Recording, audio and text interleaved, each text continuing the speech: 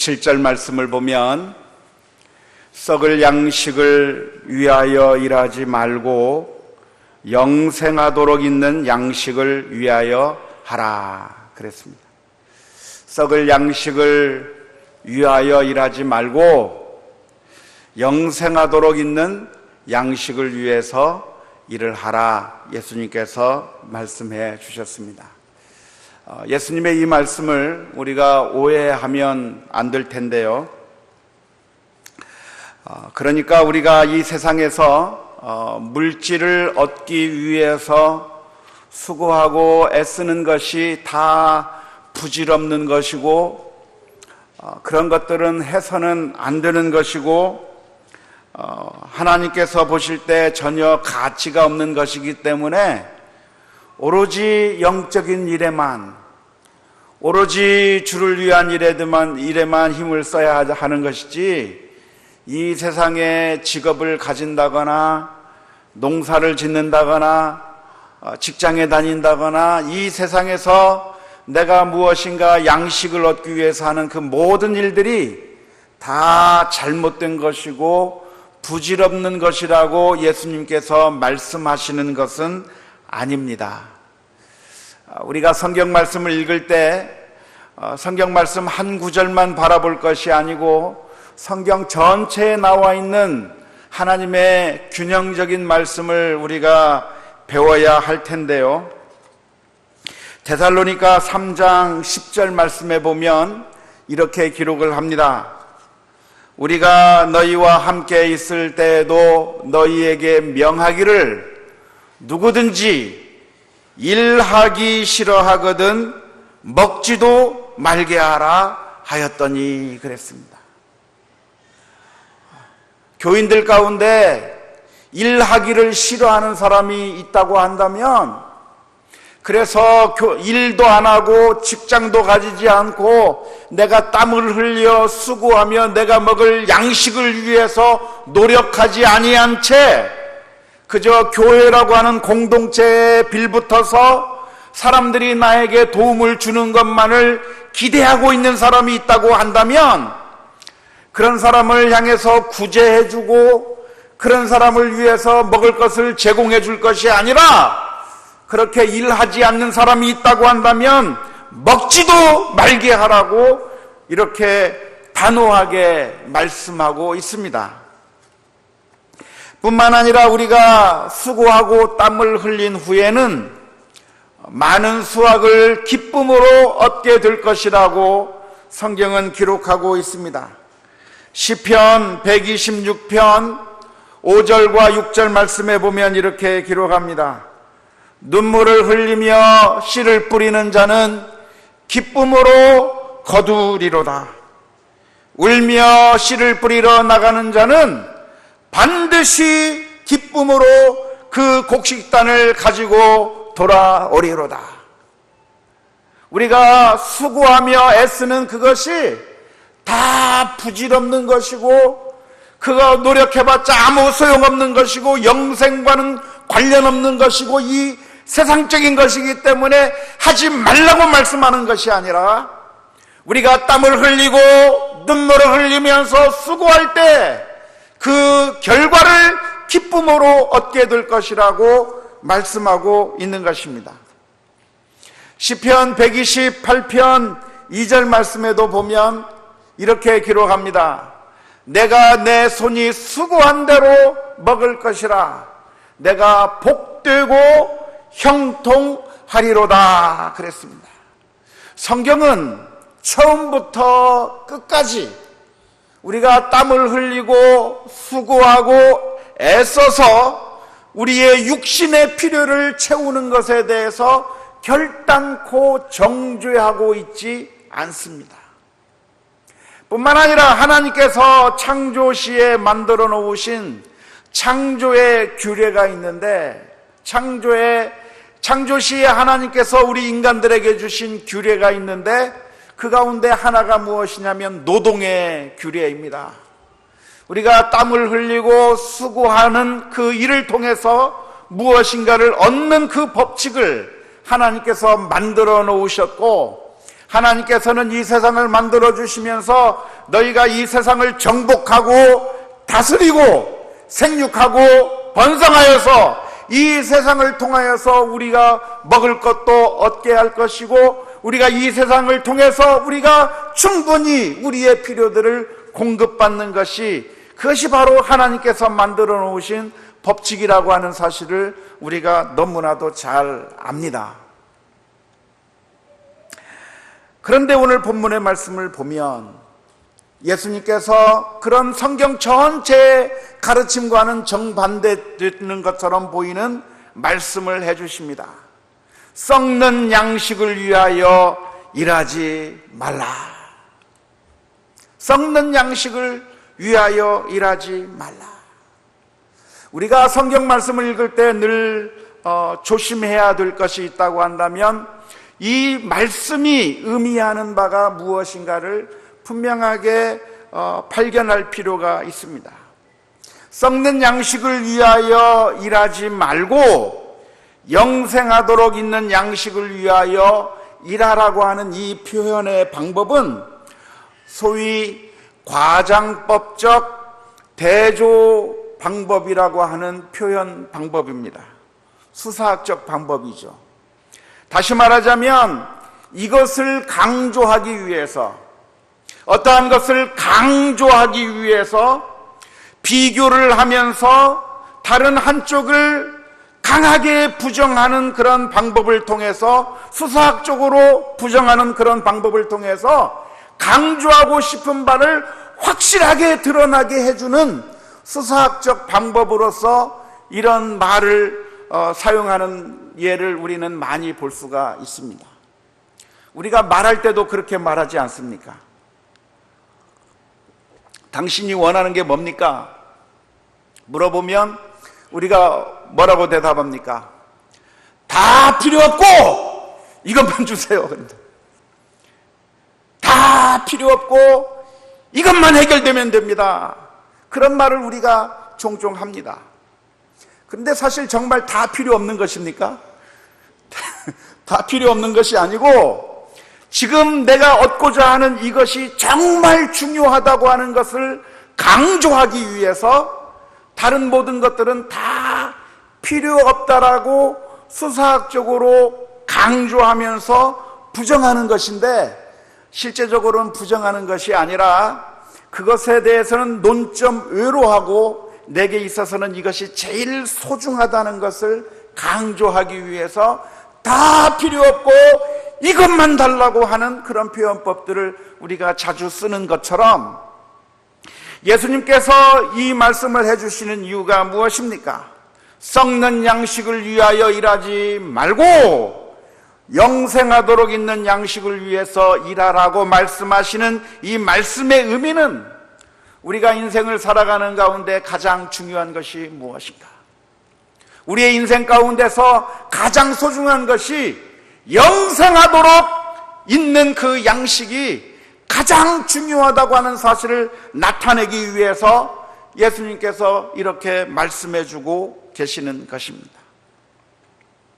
뿐만 아니라 오늘 예수님을 만나러 온 이 사람들의 모습이 어쩌면 영생에 대해서는 전혀 생각지 아니하고 오로지 이 세상에 먹을 것만을 추구하는 모습을 보면서 그 사람들의 관심사가 오로지 이 세상의 것만, 거기에만 집중되어 있는 것에 대해서 책망하시기 위해서 이 말씀을 해 주시고 계시는 것입니다. 이튿날 예수님께서 오병이어로 5,000명을 먹이신 그 다음 날, 사람들이 아침 일찍 일어나서 예수님을 찾기 시작했습니다. 그들이 제일 먼저 아침에 한 일이 있다고 한다면 예수님이 어디에 있는가? 예수님이 도대체 어디에 있는가라고 하는 것을 서로 질문을 던지기 시작했습니다.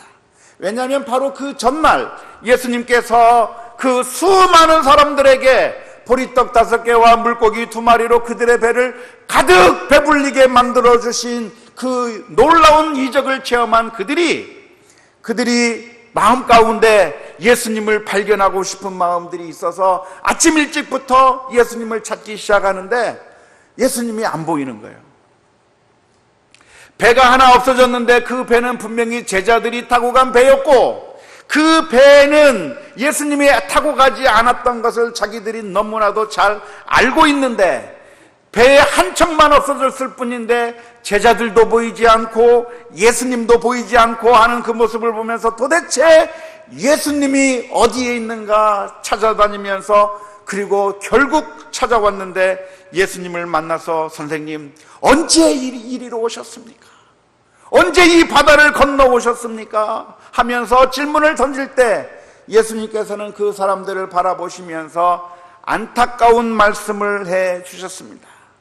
내가 진실로 진실로 너희에게 이르노니 너희가 나를 찾는 것은 표적을 본 까닭이 아니요 떡을 먹고 배부른 까닭이로다 그랬습니다.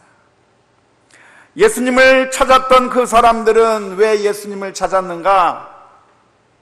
그들이 예수님께서는 떡을 만들어 줄 수 있다고 하는 그 사실에 흥분하기 시작한 것입니다. 그들의 상황을 우리가 충분히 이해할 수 있을 것 같은데요, 왜냐하면 그 당시 사람들은 너무나도 배고팠기 때문에 그렇습니다. 열심히 수고하고 일해도 세금으로 다 뛰어가 버리고 정말 힘든 보릿고개와 같은 그런 시절들을 정말 힘들게 살아가야 했던 이스라엘 민족들.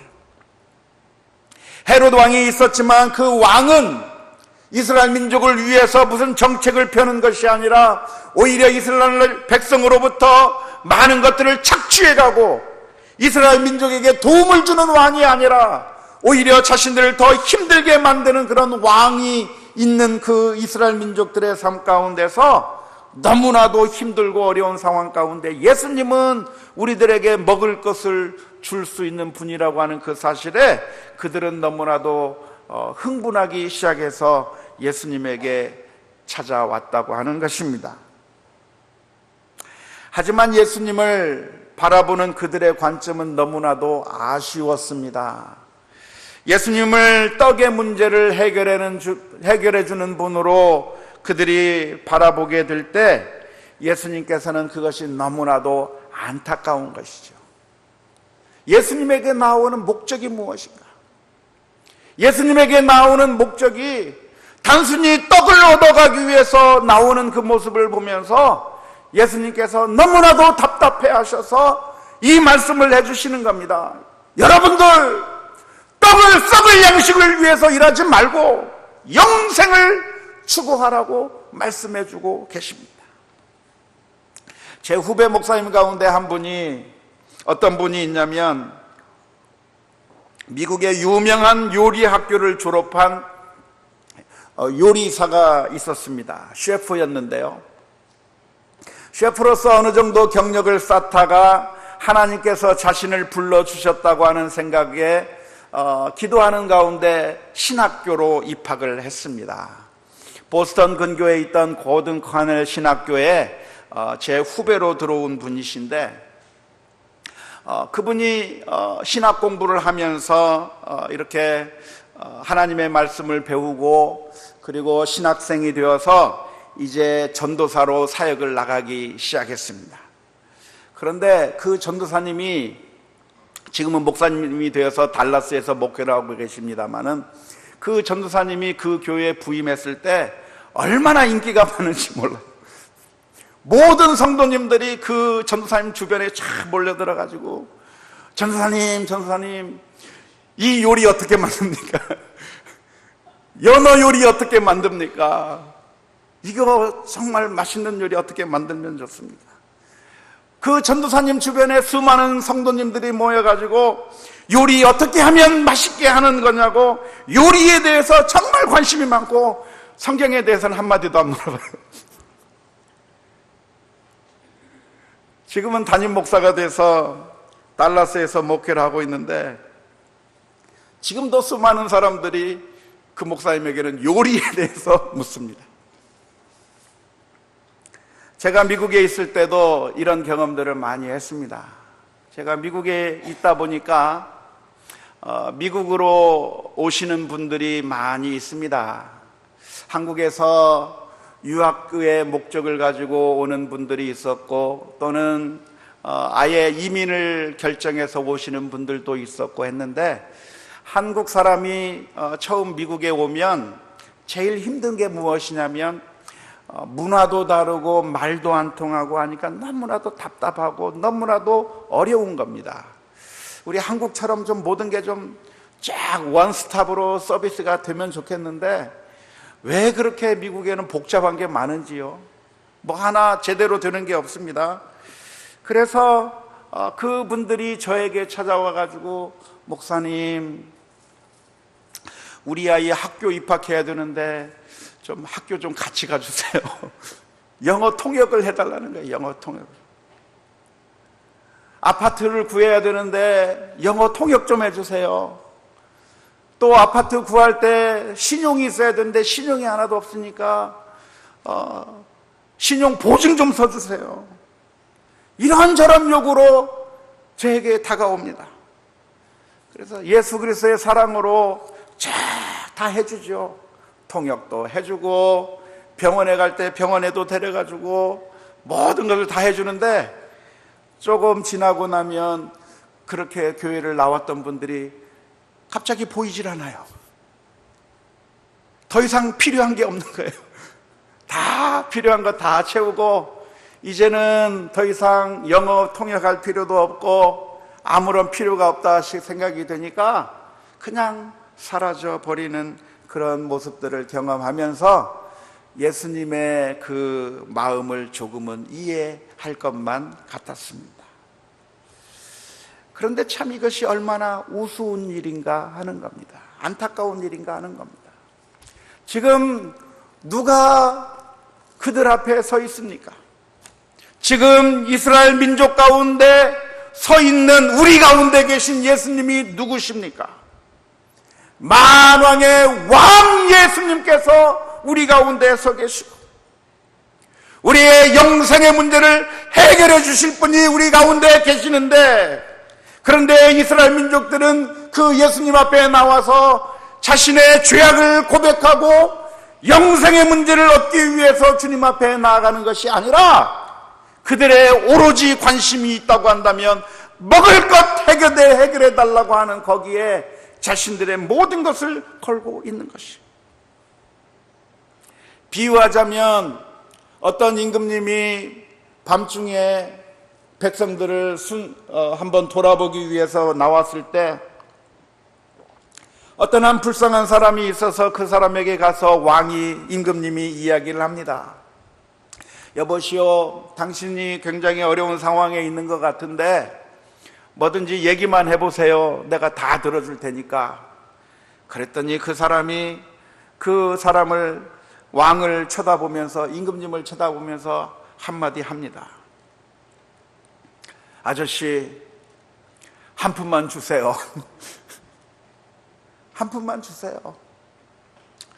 가서 술 한 잔 마시게 한 양만 주세요. 나의 모든 것을 해결할 분이 바로 내 앞에 있는데, 나를 죽음 가운데서 구원해내시는 영생의 주님께서 우리 앞에 계신데, 영생의 문제와는 아무런 관심도 보이지 않고 그저 내 썩어질 육신을 위해서 먹을 것을 달라고 요구하고 있는 이 이스라엘 민족의 모습이 너무나도 안타까운 모습이 아닐 수가 없습니다. 그래서 예수님께서는 그들을 향해서 말씀합니다. 썩을 양식을 위하여 일하지 말고 영생하는 양식을 위하여 일을 하라. 우리가 기억할 것이 있다고 한다면 이 세상의 것들은 썩을 것들입니다. 믿습니까? 분명하게 기억하셔요. 이 세상의 모든 것들은 다 썩는 겁니다. 미모도 썩고, 돈도 썩고, 지식도 썩고, 다 썩는 거예요. 우리가 이 세상에 가지고 있는 명예와 권력과 성공과 재물이 우리의 눈에는 너무나도 커 보여요. 어쩌면 우리가 이 세상에 살면서 그런 것 때문에 얼마나 큰 상처를 받고 그것 때문에 우리의 마음이 너무나도 아프게 지금까지 살아왔는지 모르겠습니다. 그놈의 돈 때문에 내가 가슴이 썩은 걸 생각하면 얼마나 아픕니까? 조그만 잘난 것을 가지고 우쭐대는 그 모습을 보면서 얼마나 우리들의 마음이 아팠습니까? 그리고 내가 무엇인가 조금 나으면 사람들 앞에서 교만하게 자랑하려고 했고, 다른 사람들을 향해서 무시하면서 우리가 도토리 키재기를 하면서 지금 이 세상에서 살아오고 있지만, 우리가 분명하게 기억할 것이 있다고 한다면 다 썩는 겁니다. 믿습니까? 이 세상에서 우리가 가지고 있는 것이 다 아무리 화려해 보이고 아무리 매력적으로 보이고 아무리 멋있어 보인다 할지라도 그것은 반드시 썩게 되어 있다고 하는 사실을 우리가 기억해야 할 것입니다. 우리가 수고하고 애써서 일해야 되는 것은 당연하겠지만, 그러나 마치 우리의 생명이 이 세상 물질에 달려있는 것처럼 그것들이 우리의 우상이 되어버려서는 안 되는 것입니다. 안타깝게도 오늘날 수많은 교회에서 우리를 향해서 이 세상의 명예와 권력을 차지하라 말하고, 고지를 점령하라 말하고, 성공을 얻어야 한다고 말하고, 재물을 얻어야 한다고 말하면서 그렇게 가르치고 있고, 그렇게 말하는 사람들이 인기를 얻고 있고, 그런 사람들에 대해서 열광하고 있는 시대에 우리가 살아가고 있습니다. 하지만 우리가 분명하게 기억할 것이 있다고 한다면 다 썩는 겁니다. 한번 따라서 해봅시다. 다, 길게, 다 썩는 것이다. 정말이에요. 그냥 하는 말이 아니고 그게 정말이에요. 금방 없어져 버리는 거예요. 다 망하는 거예요. 아무짝에도 쓸모없는 거예요. 우리의 생명을 살리지 못하는 거예요. 마가복음 8장 36절의 말씀에서 이렇게 기록합니다.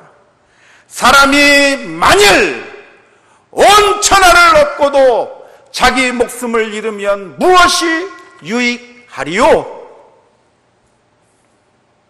예수님께서는 보리떡 5개와 물고기 2마리를 통해서 이들을 먹이시면서 이들에게 보여주시고자 했던 것이 있다고 한다면, 예수님이 떡을 주시는 분이 아니라 우리에게 생명을 주시는 분이라고 하는 사실을 보여주시기 원했습니다. 27절 말씀에 기록하고 있는 것처럼 이 양식은 인자가 너희에게 주리니 인자는 아버지 하나님께서 인치신 자니라 라고 말씀하고 계십니다. 그 옛날 이스라엘 민족들이 광야에서 만나를 먹으면서 깨달아 했던 진리가 무엇입니까? 광야 40년 동안 하나님께서는 만나를 주셨습니다. 매일매일 만나를 주시면서 그 만나를 통해서 하나님께서 이스라엘 민족으로 하여금 얻기를 원하셨던 교훈 하나가 있는데, 그 교훈이 무엇입니까? 신명기 8장 3절의 말씀이에요.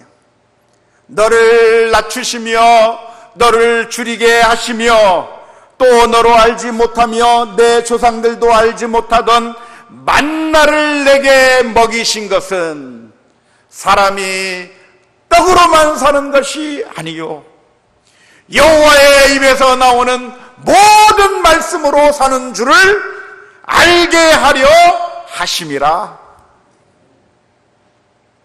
만나가 내리는 그 모습을 보면서 이스라엘 민족들은 하나님의 말씀에 순종을 해야 했습니다.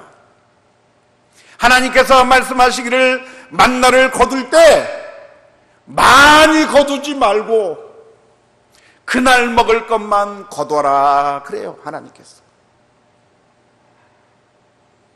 그런데 우리들의 마음속에 어떤 걱정이 떠오릅니까? 오늘치만 거둔다고 한다면 내일은 뭘 먹나? 오늘치만 거두면 내일은 어떻게 먹고 사나? 그래서 사람들의 마음속에 하루치만 거두고 싶은 생각이 안 들고 며칠분의 양식을 걷고 싶은 마음이 드는 거예요.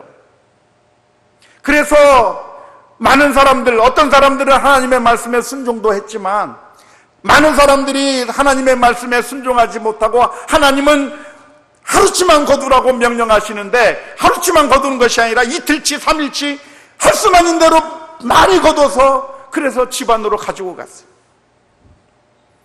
그런데 그 다음날 보니까 가지고 왔던 모든 것들이 다 냄새나 버리고 썩어버리고 먹지 못하는 겁니다. 그런데 놀라운 것은 하나님께서 그 다음날 만나를 또 내려주십니다. 그런 훈련을 통해서 하나님을 전적으로 신뢰하고 의지하는 그런 믿음을 하나씩 키워갑니다. 아, 그렇구나. 만나가 내려야 내가 먹고 사는 것이 아니라 하나님께서 내 생명을 주장하고 계시구나.